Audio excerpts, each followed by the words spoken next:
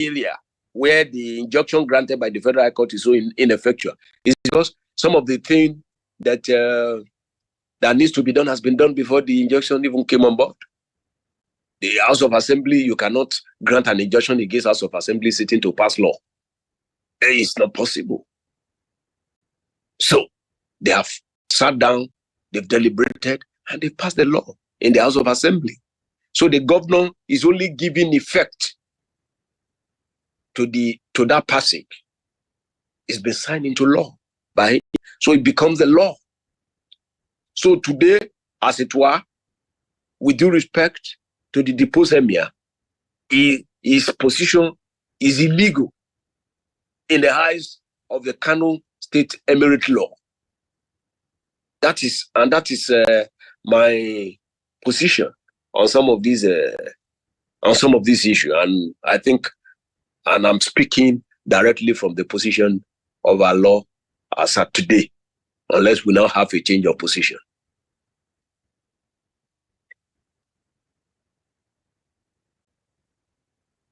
Moderator.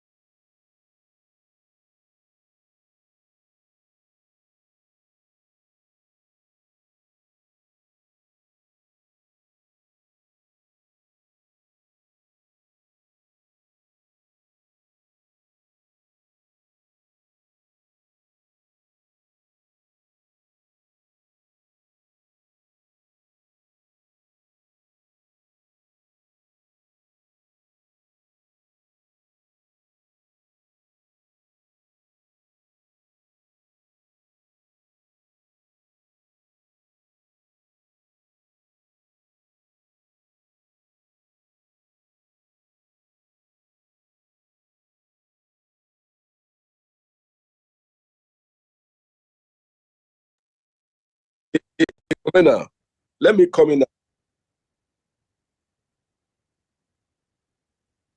Yeah.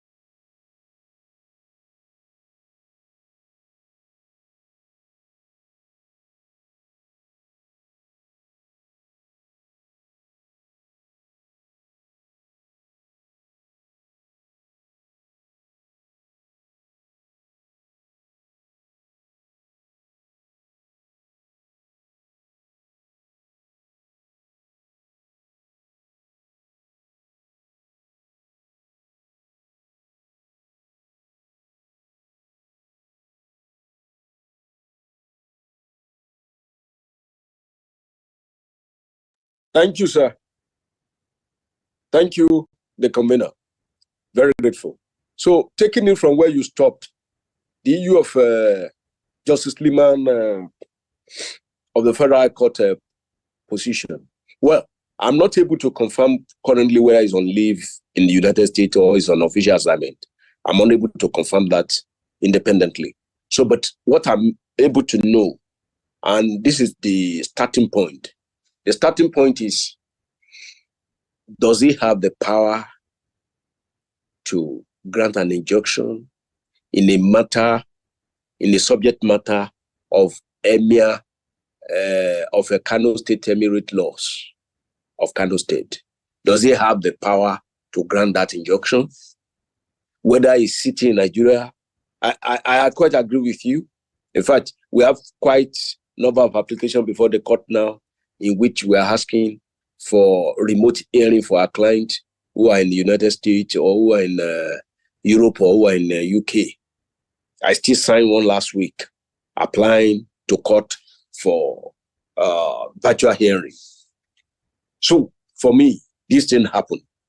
There could be virtual hearing, and that cannot, by any means, cannot affect the position or the legality of the judgment given by virtual hearing. But the question is that, was there a virtual hearing? As a matter of fact, because if there's a virtual hearing, the video is supposed to be recorded. So, but for you to just sit in the labyrinth of your hotel or wherever you are in the United States and you a court order, for me, it appears it's against the procedure of our law. If there's a virtual hearing, where is the script? Where is the video? Where is the application that was moved? Because that application cannot exist in vacuum. It must be predicated on a ex parte application made to it by a lawyer, signed by a lawyer, filed in the Kano State High Court, must have been filed. So you cannot just make a court order on an unfiled process. You cannot just hear in the newspaper that this is happening and someone requests for your assistance on the phone and you just make a court order from where you are. There's a procedure. In actuating the jurisdiction, which is the power of the court, it starts from the chamber of the lawyer. The lawyer prepared the process. The process is competent in all respect, in formality and substance, and it is taken to the registry of the court. It is filed, it is assessed and filed. So if it's that party, it is not served on the other party. But the ideal thing in an injunction relating to this kind of sensitive matter, it would have been neater for a judge to say, look, put the other party on notice so I can hear both of you virtually, since I'm not in the country. So if you hear both of party and you now grant it, there will be no attack as to whether there was a sitting or not. That is an angle we must look at it. Another angle is the subject matter that is being decided is chieftaincy. Does the Federal High Court have jurisdiction to hear and determine issues arising from the Kano State Emirate laws? The answer is no. It does not have that power. Whatever he has done, however carefully he has conducted it, it goes to nullity. And I'm not the one talking. I'm not the one saying it. This is the dictum of the Supreme Court in Nkadilimu, in Madukolu and Nkadilimu. The Supreme Court made it clear. It's the locus classicus case that actually stipulated what can give effect to the jurisdiction or the power of the court to sit and determine a matter. And one of it is the subject matter, whether the subject matter has been followed, and whether condition precedent. What are the condition precedent? Things like filing of an application before that order is given is a condition precedent to the invoking the powers of the court to be able to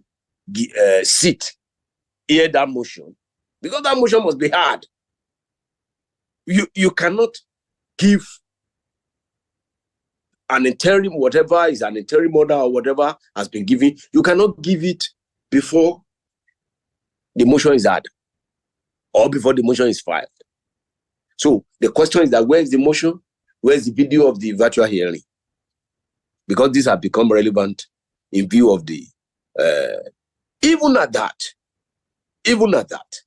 let's say it was heard, there's a video evidence of the hearing. Can it even be heard on that kind of subject matter? They know the kind of court they should go to.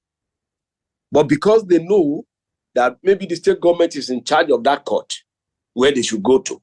So this is what we call forum shopping. So they left legitimate court, the Grand Kadi Court, the Kano State High Court, and they went to a Federal High Court. Federal High Court began in 1973 as a revenue court by the military.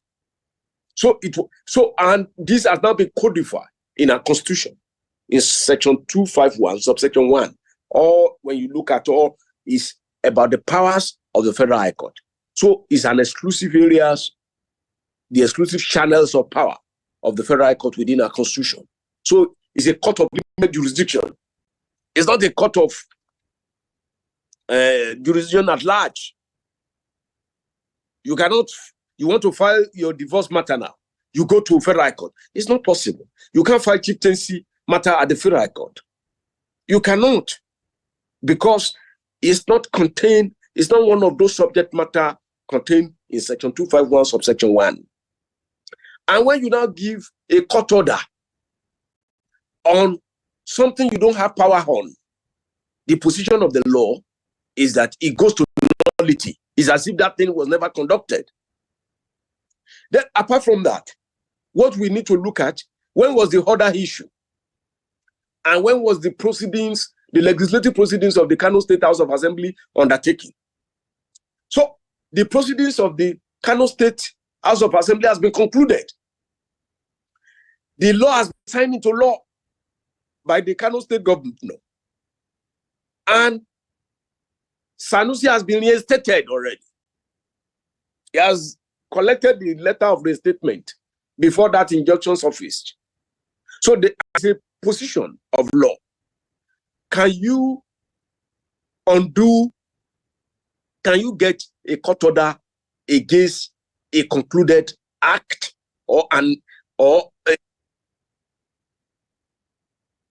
yeah, please do.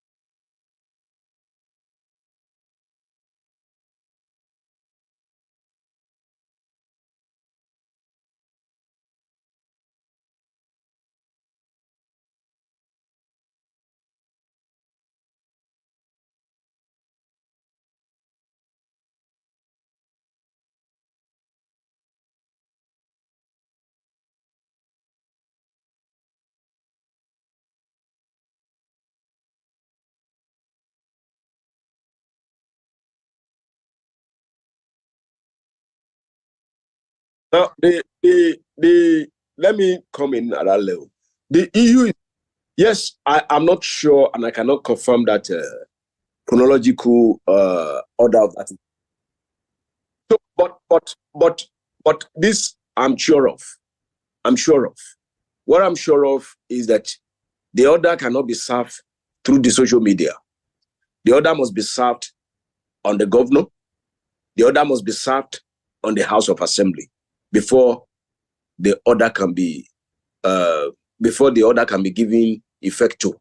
Let's even say if the order is a competent order of competent jurisdiction.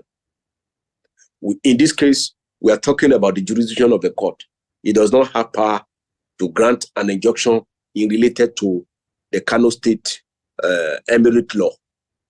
So now, we are now talking about, okay, let's even say for the purpose of argument, the order was granted before the installation took place, restatement took place.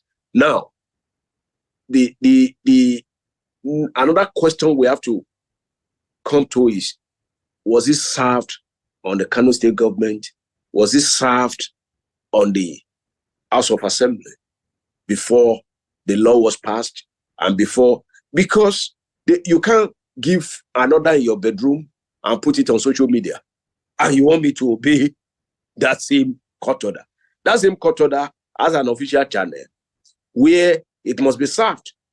And I truly believe that the presence, the absence of the judge in Nigeria is in the United States is one of the predicament they have about serving it on time on the Kano State governor or on the House of Assembly. And one will also ask this question at this junction. Why sorry, the covenant?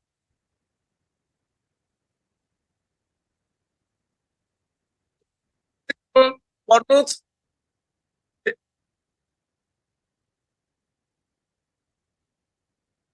When was it served? That is the question. It was served. When was it? We saw it on social media. We saw it everywhere. But I'm not even putting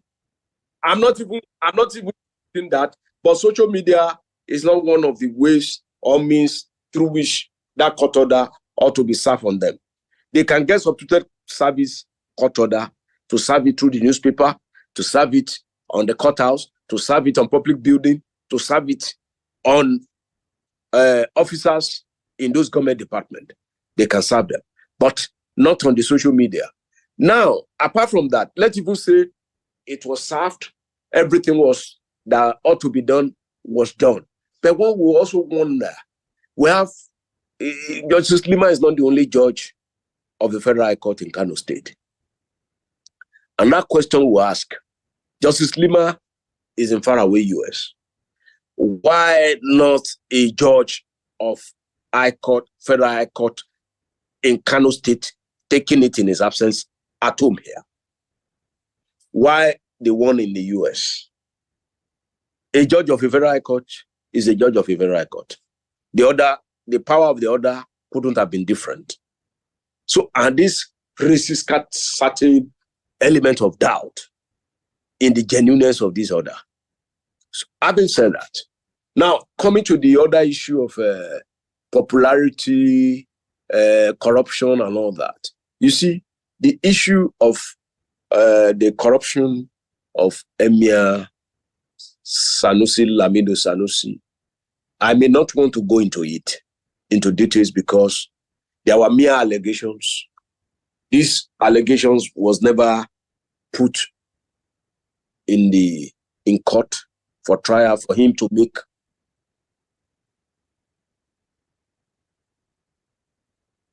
No. I'm not talking of Kano State now. I started from the Central Bank, the one that came first.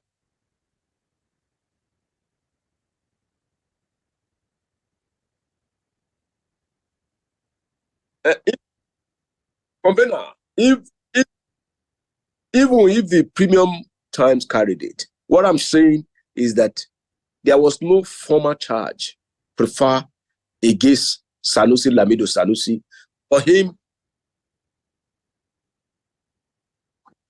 No.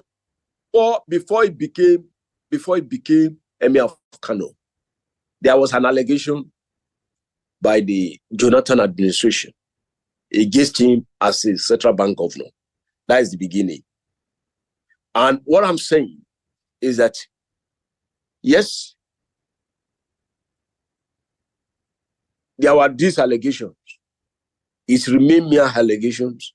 These allegations, there was no formal charge preferred, just like we're having Emefiele now. Emefiele has had several I think by the last count, about that is the third or the fourth charge preferred against him in the court. So there was no formal charge preferred against Sanusi Lamido Sanusi by the Jonathan administration for him to actually, and that is the essence of fairness.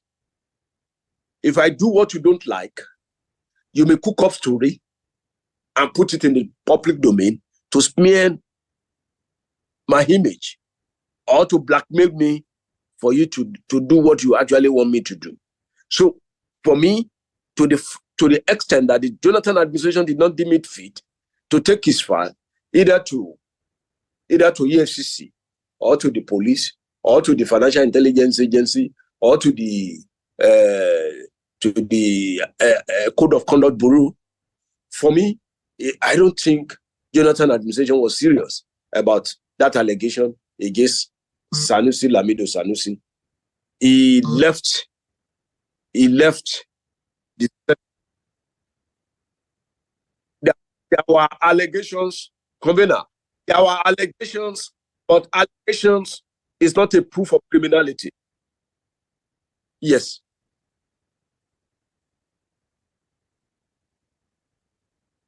Yeah.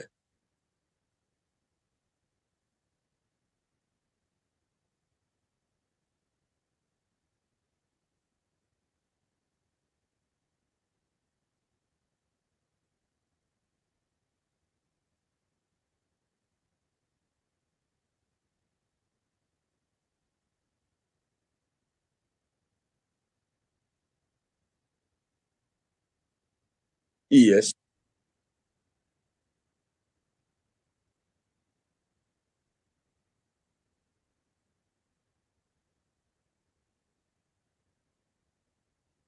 There was no formal charge. There was no formal charge.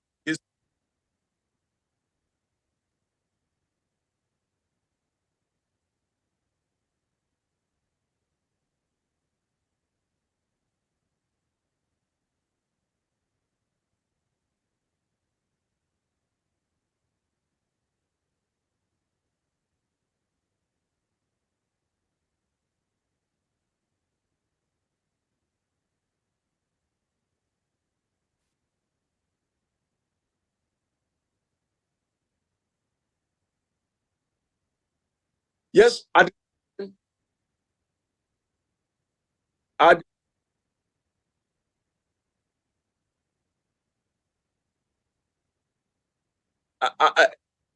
the convener, the convener. Let's look at this thing clearly. The issue is that there were allegations made against him. No formal charge has been preferred against him in a court of law. He went to court to stop them from investigating or what have you. But for me, that court order couldn't have prevented the powers of the EFCC and the powers of the Code of Conduct Bureau or the power of the Financial Intelligence Agency from investigating him and from actually prosecuting him. To the extent to which there was no formal charge preferred against him, I'm not sure the Jonathan administration was serious about the charge that was alleged. I mean, the infractions or wrongdoings that was actually alleged against him. I'm not sure. And I will not want to comment on it beyond that because it was never tried in a court of law. And of course, we have to know the position of our law. As a lawyer, I have to talk within the realm of the law. There is a presumption of innocence in his favor until the prosecutor or the prosecution can actually dispel this innocence. There is a presumption, a constitutional presumption of innocence in favor of, even when you are accused, even when the formal charge has been preferred against you, you are innocent until it is proven. So the standard of proof by the Evidence Act is beyond all doubt that you must remove all the doubt around that allegation. It is until then that you confirm that, oh, you have proved that element of that crime, and then the man can be found guilty. To the extent that even though former charge was preferred, if a former charge has been preferred, it was not proven, his presumption of innocence, constitutional presumption of innocence in his favor has never been dispelled or has never been removed in a trial by a court of law. Then at that point, I can't comment further on his guilt or his wrongdoing in that respect. I will presume him innocent, just like the Constitution also presume him innocent. We cannot speak more than the state of our Constitution. Then coming to the Kano State. The Kano State is a funny thing. And why is it funny? Why I can even understand the central bank. He was acting in official capacity in central bank. But in Kano State, there is no official position for the Kano Emirates within our law. There's no revenue. There's no revenue allocation to the Kano State Emirate. There's no revenue allocation to our traditional authorities in our law. Let me learn. I'm talking about law. Law and reality, they are two different things.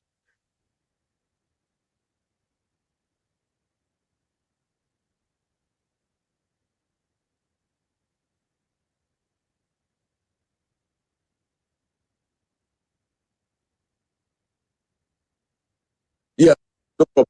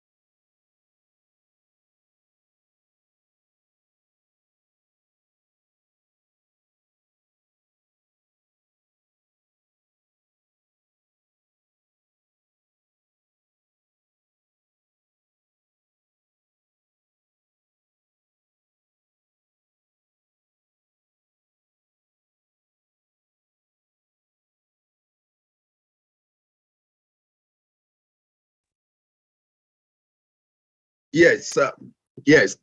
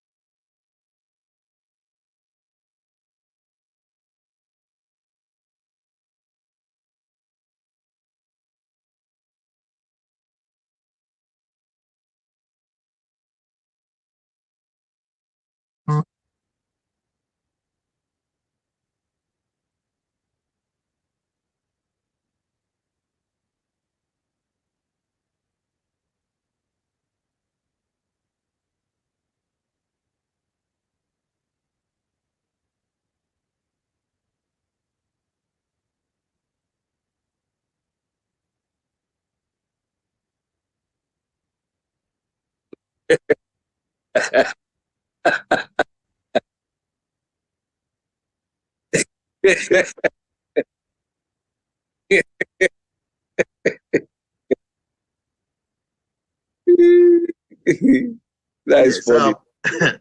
Thank you so much, Mr. Convener, for the job well done. And I want to also sincerely appreciate Prof for his legal perspective, and most especially how well he was able to demystify the topic under discourse. But however, you know, watching the history and carefully understudy the scenario that has played out in Kano, I want to ask that how can we differentiate the involvement of politics, in all this imbroglio? And again, if you look at it, it appears that whoever is the governor or the ruling party per time, we always have an interest in whoever becomes the emir of Kano. Peradventure, if PDP should become the governor tomorrow, the PDP can also feel, oh, maybe because I don't like Sanusi's face, and because Sanusi worked against me, and because of his agitation and consistently speaking against bad policies or some certain things that has not been comfortable with the government, the man too can feel, oh, okay, maybe because I don't like him, how can I also use the assembly members, to also upturn and come up with a bylaw that will not be favorable to Sanusi? So my question has been, how can we differentiate, how can we underplay the role of political involvement in the dictate of that traditional institution? And again, is it that, the roles of most of these governors is coming against a traditional understanding and orientation, affirming that fact that traditional institution is expected to be sacrosanct, is expected to be highly, elevated in such a way with little or no interference from political office holders. How can we marry these issues? Thank you, sir. My answer to that question has been situated in the history of Nigerian political system, going to the colonial history, in which a lot of king, even between when there was a partial self-government between 1951 and 1959, we had about 2 traditional institutions, especially in Yoruba land. The Sholagbade Olowofo was removed by the Action Group government then. And then we also have the Adeyemi, the Alaafin of Oyo, was also removed.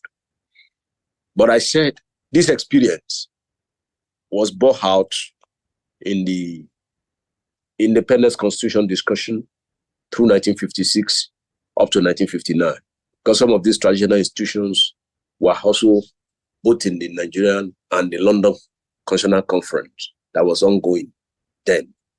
And a very solid position was fashioned within our constitution for the traditional institutions. And what is it? We now have House of Chiefs. And we have the constitutional head of each of the region as the traditional ruler. So we have a governor, especially in the West. We have a governor of the region as the Oni of Ife then. The Oni of Ife became the governor of the Western region constitutionally. So the position was protected and was secure under the 1960 and under the 1963 Republican Constitution. And we have a standing House of Chiefs where these Obas also meet, talk, and also review some of the things happening in the parliament. And they have their contribution. And I don't believe this contribution should be watered down the way it has been watered down with our subsequent constitutional experiment, starting with the promulgation of the Unification Decree of 1966 after the military coup of the 15th of January 1966, when Hiroshima abrogated most of the arms of the constitutional government, including the House of Chiefs, were suspended and abolished. And then we have instituted the Supreme Military Council. And from then on, our traditional institutions have never had it.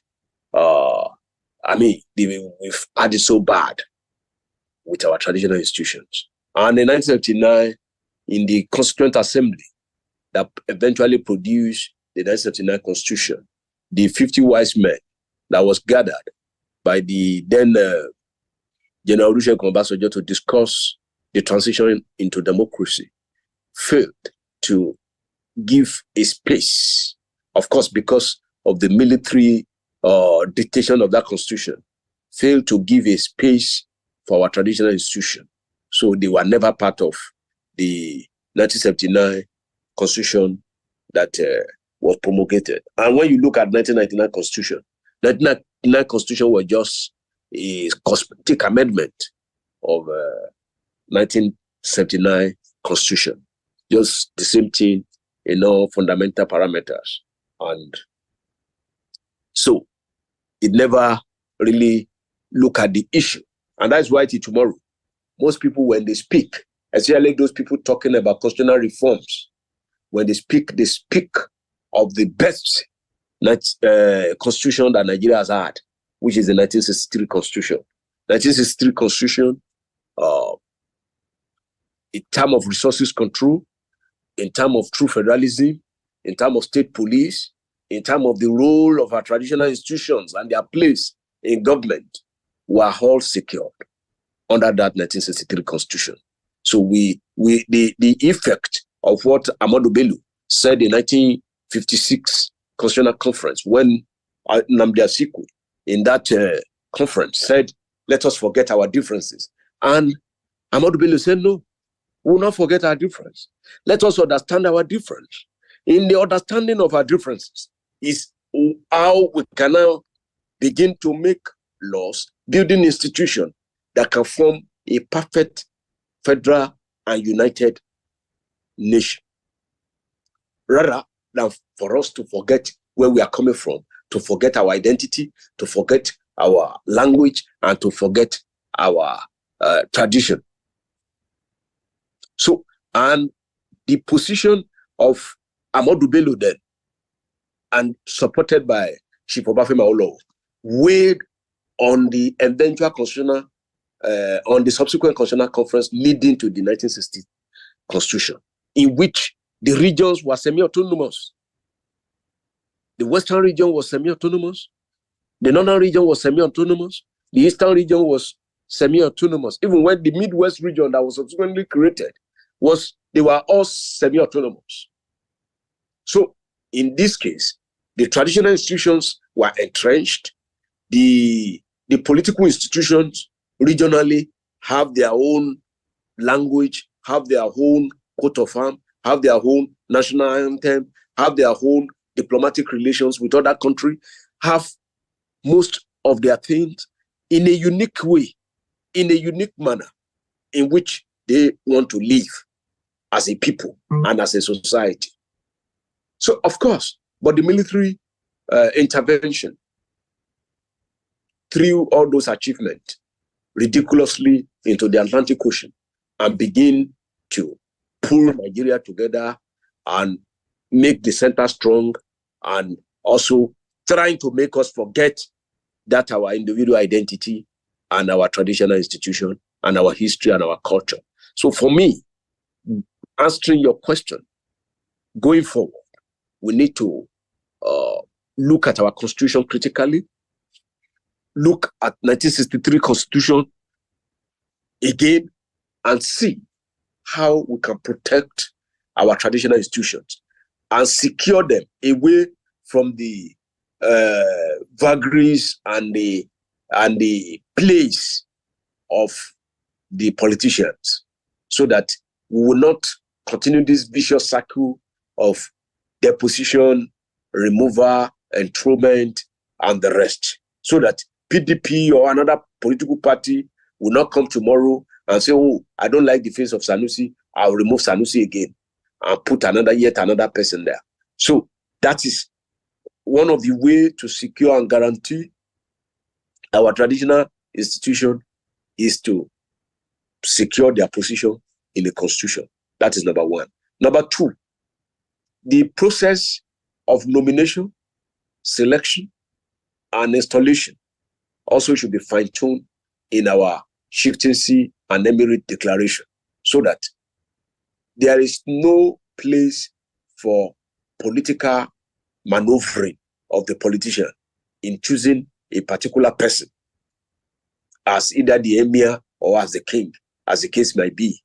So if we leave the tradition to the traditional people and to those people who believe, who are the custodian of this tradition, and they do their things the way it's supposed to be done, then there will be less friction between the traditional institution and the political institution, and then there will be less trampling on the traditional institutions by the political office holder. That is my answer to your question, and I hope I get all the parameters of your question clearly.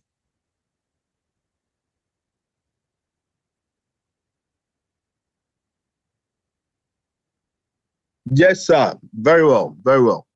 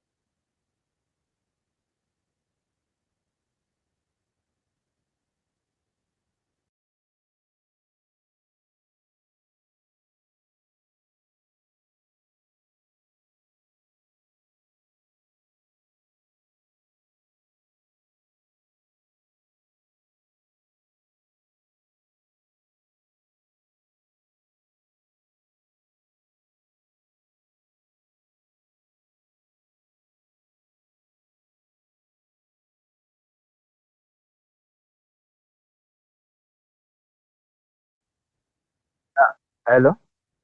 Yeah. Good evening, sir. Good evening, everybody.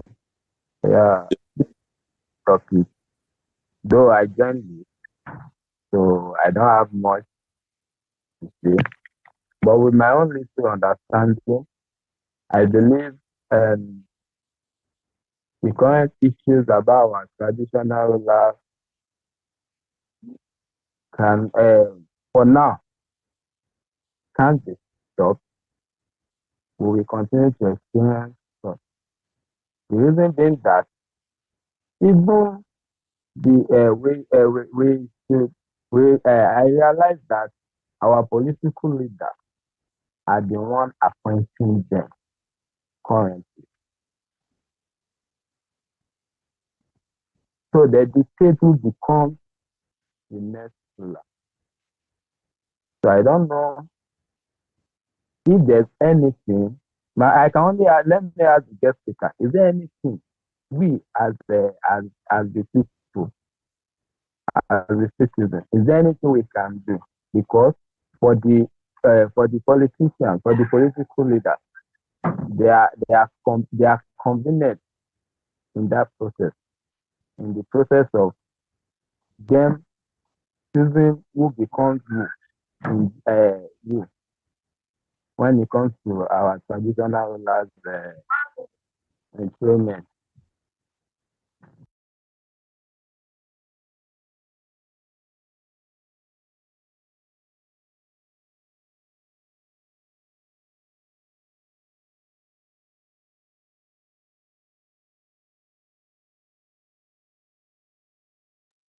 Yeah.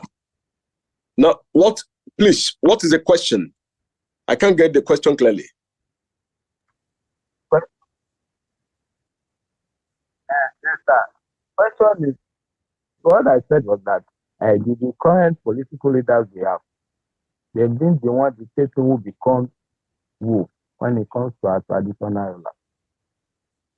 So my question is, what can we do? We as citizens, is there anything we can do to salvage this issue? Because as it is, we might continue to experience such in the future, and the political leaders are convenient with that process because it helps them. Yeah. I think in my little involvement in the traditional institutions and in the politics of Nigeria, I think is we, the aspirants to traditional stool, are actually also to blame for some of the things going on within the political system vis-a-vis the traditional institutions. There are many people that are not qualified, whose family is not even entitled to that throne, that just for the love of it, go to vie for the throne. And of course, they use instrumentality of the political system to ensure that certain aspirant to that stool is picked in preference to other legitimate aspirant. In those days, if we are to use the Yoruba experience traditional institution installation process, there's a place for divinity. There's a place for Ifa oracle. There's a place for history. Because as a family, there are ruling houses, the ruling houses family meeting, in which meetings will be held, and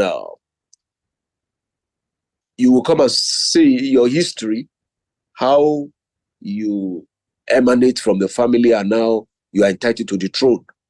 That is where it starts, the selection process, the history. But in a situation in which somebody who is not qualified just distribute money a day to that meeting, and in that meeting they just gloss over that issue of that history, of how it's related or is connected to that stool, and they just rubber stamp him, and is nominated. He becomes the nominee of that family. So when it goes forward from the family, it goes to the appointing authority, which is usually the political institution, as stipulated in the chief's laws of each state or the emirate laws of each state. So when the appointing authority now use his political influence, his money, to get the kingmakers to produce the list he wanted. And once that list gets to him, he appoints his crony as the king or the emir. And he goes ahead to install such with authority as the king or the emir. So when things are like this, then politicians will always trample upon our traditional institutions. So what can citizens do? As a citizen, we have to continually demand for the change of our chief and obas laws of different states, especially in the southwest, or the emirate laws in the northern region. So the people must elect people, because this thing starts from the people. On the day of election, if you accept money and vote and did not vote based on your conscience, and you vote on the money you are paid to vote, then you are losing all this kind of power that citizens should have under our democratic system. So it starts from that place. Let's elect the right people who will be our voice in the House of Assembly, in the National Assembly, even as governor, even as president. Let's put them in office. That's where it starts. So these people will be able to represent our interests well by amending some of these laws, especially the chief laws concerning the current subject matter. So in such a situation, they can even take the governor. They can even remove him as the appointing authority. It's a law. It's in accordance with the law that makes the governor the appointing authority of the Oba in his state. So if he's removed by the law as the appointing authority, and they just give him ceremonial role of recognition in the process of the appointment and installation of a traditional ruler, then it restored the power back to where it used to be. Because pre-colonial days, when there was no colonial master, there was nothing like selecting, nominating, and taking it to a governor. The traditional history will take place in the family. Thereafter, those who have been nominated, if Oracle we do his own, we divine who is the person among these several nominees that are competent to be on the throne. Then, if there will be divination of Ifa on each of the aspirants, and whoever the Ifa Oracle pick is respected and becomes the king, and all that remains is for him to go through the traditional ritual of installation. There's no other higher authority.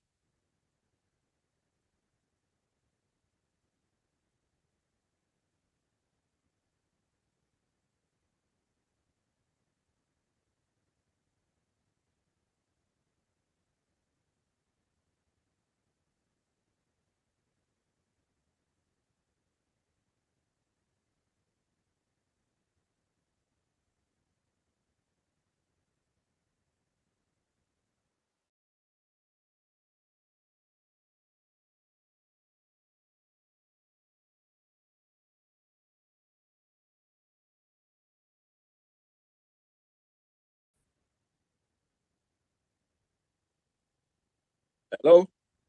Hello?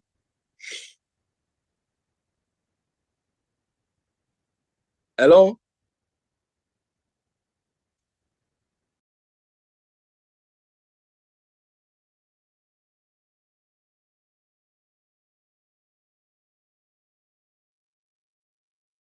Hello? Hello? Okay, now, to what the commander has just said, where just like the electorate are bribed, the Ifa Oracle too are bribed. So, so We must reject this bribe at all levels, even from the levels of the oracle, the levels of citizens during elections. We must reject all this bribe. Without rejecting this bribe, our society will not be restored to its pristine state of health and soundness. Because what has actually breached the things, why our rat is no longer shouting like a rat, and why all our birds are not singing like the birds of those days, is because we have taken what we are not supposed to take.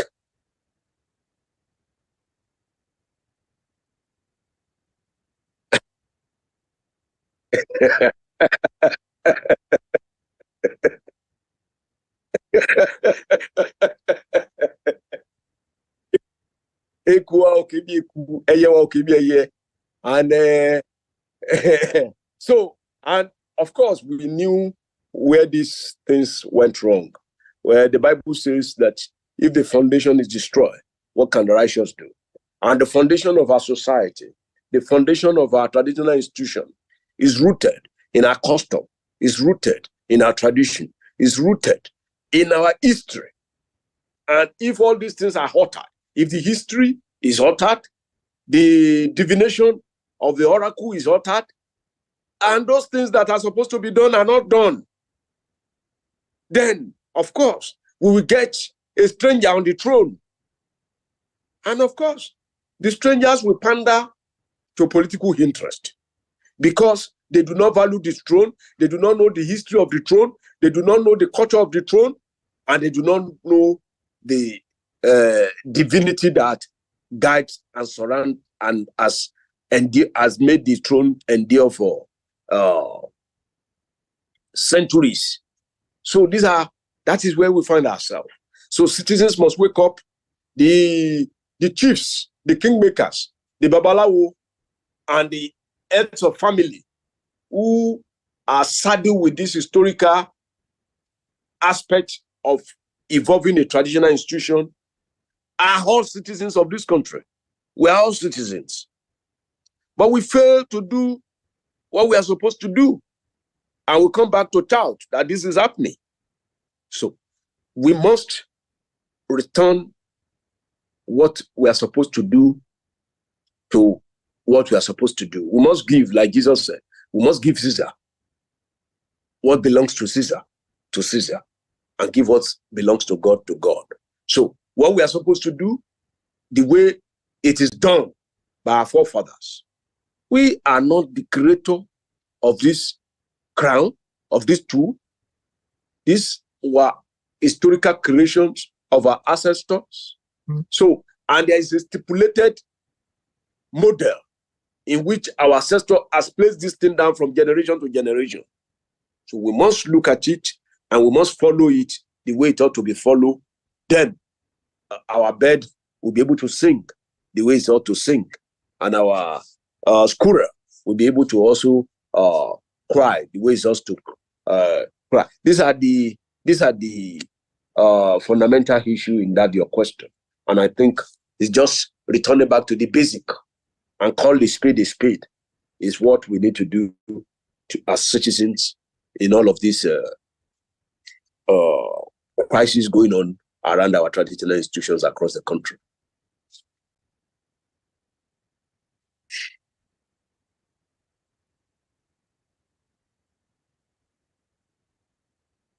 I can't hear the convener.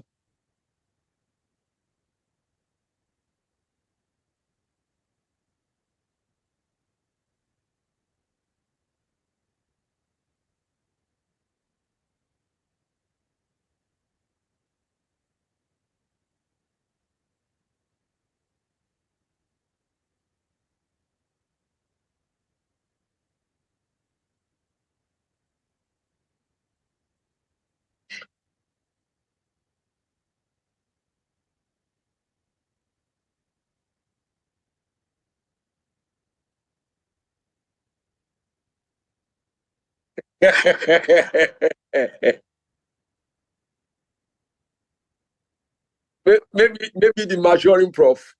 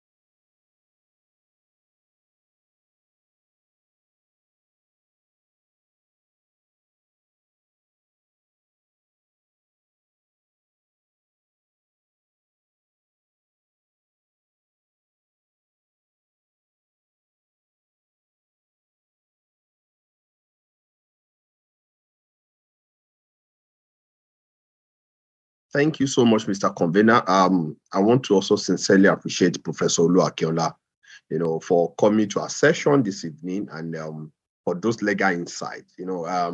Invariably, we learned so much from the submission. And I feel, and I'm strongly convinced that if our leaders who are at the ends of affair and different leadership positions, who also have sound legal team. If that too, I won't want to believe they don't have sound legal team, but it's just because they always want to twist law in their favor, rather than see how everybody can benefit from every imbroglio that is happening. But away from that, it will do us too many good if we can always follow the rule of law to the latter.